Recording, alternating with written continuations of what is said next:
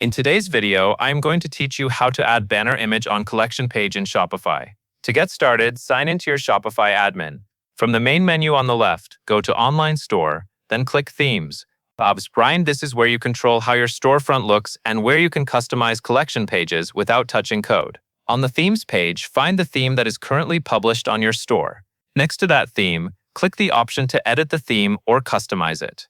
This will open the theme editor, where you can preview your store and change settings in a safe, visual way. Take a moment to let the editor load fully, because the left panel and the preview area need to sync before you make changes. Now look toward the top center of the theme editor. You will see a page selector dropdown. This dropdown lets you choose which template you are editing, so your changes apply to the right type of page. Open that dropdown and select Collections, then choose Default Collection. This is important because the banner settings you want are tied to the collection template. Once you are on the default collection view, move to the left sidebar where all your sections are listed. Find and click the section called Collection Banner.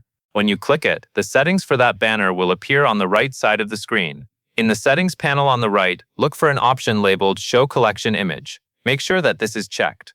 This setting tells Shopify to display the image that is assigned to each collection as a banner on the collection page.